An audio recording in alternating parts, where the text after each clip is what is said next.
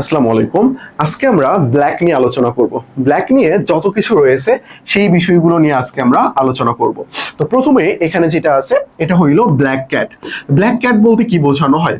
Black cat তাদেরকেই বলা হয়।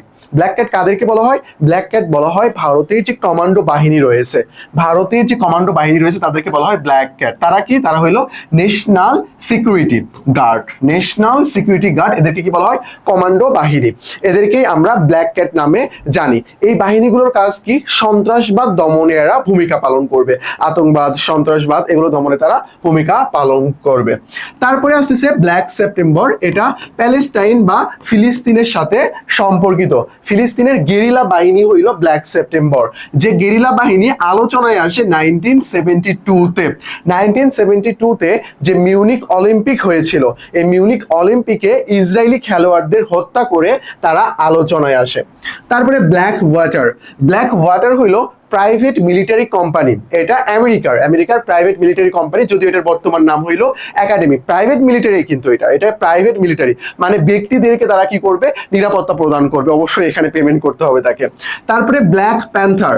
ব্ল্যাক প্যান্থার আমরা সবাই নর্মালি কি চিনে থাকি যে আফ্রিকার কালো চিতাবাঘ, যেটাকে ব্ল্যাক প্যান্থার বলা হয়, অনেক পাওয়া যায় সেখানে। তো এটা আফ্রিকার সাথে আসলে মিল রয়েছে।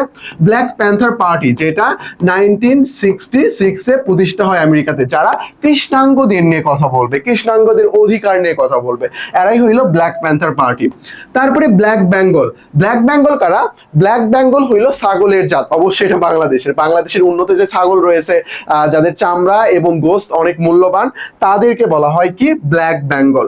তারপরে ব্ল্যাক গোল্ড। ব্ল্যাক গোল্ডের সাথে দুইটা বিষয় জড়িত। এখানে দুইটা বিষয় জড়িত।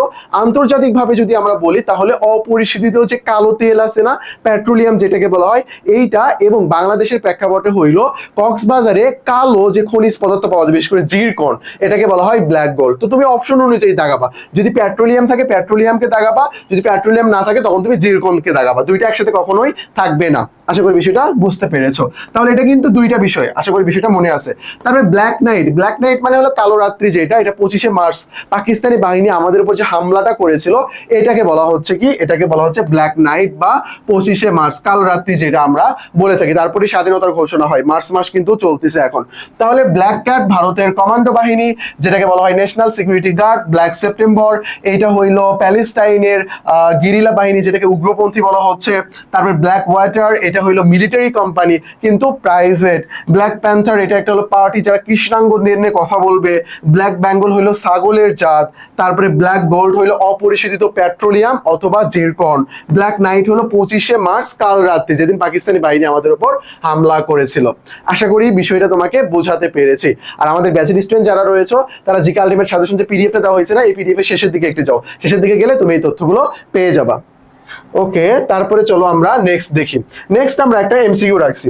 তো আমরা ভাবছি এখন কি করব, এখন প্রত্যেকটা টপিকস আলোচনা শেষে আমরা একটা এমসিকিউ রাখবো। তো দেখো এই যে MCQ, black gold. Black gold বলতে সাধারণত কি বোঝায়? ব্ল্যাক গোল্ড বলতে সাধারণত কি বোঝায়? এখানে আমরা কি দেখছি? কয়লা, তেল, সোনা, হীরা।